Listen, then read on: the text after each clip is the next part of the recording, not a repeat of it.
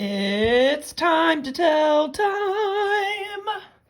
Now, I know that we've talked about time before in some of our morning work this year, but we really haven't done it in our math lessons, just telling time, looking at the different hands of the clock, the minutes on the clock, and how you really tell time. So before we get to our lesson for today, I want to go over a few things that you should know about the clock before we get started. First of all, a clock always has two hands. Now, does this look like a real hand to you? No, but that's just what they call it. These are the two hands of the clock. There is an hour hand, which is much shorter. And then the minute hand, which is a long one that stretches all the way to almost the outside of the clock. You'll notice that the hour hand stops right before the numbers 1 through 12, and that tells you what hour it is. The minute hand obviously tells you the minutes. There are 60 minutes in 1 hour. And if I were to go all the way around my clock and count each of these dots, I would have 60 dots in all, which is why I can say a time like 11:59. But have you ever heard anybody say 11:60? No, because when you get to the number 60, that means you've made it all the way around the clock and into the next hour. So this, with the shorthand at 12 and the longhand at 60, means 12 o'clock. Now, my minute hand on the clock always travels faster than my hour hand.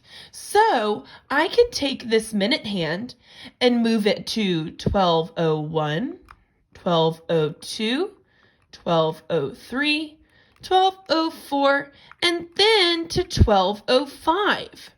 Remember, your minute hand covers the big number because it's not the hour, it's what minute it is. Now, each number shows 5 more minutes. So if I were to count by fives all the way around the clock, I should end up at 60.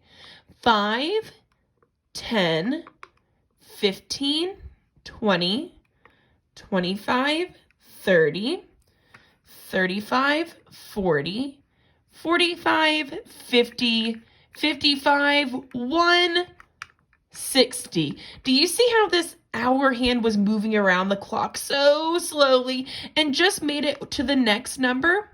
That's because it's not 1:60, it's now 1 o'clock. We were at 12 and then we went all the way around 60 minutes to the next hour. Now, when we get to the hour hand, we change the hour and we say 1 o'clock. If you are ever at 60 or the top of the 12, you have reached the next hour, which can be o'clock or 00. So if you were writing this, you would say 1:00. So when you get to your math lesson today, you'll be looking at clocks that show you to the hour, and then to the half hour.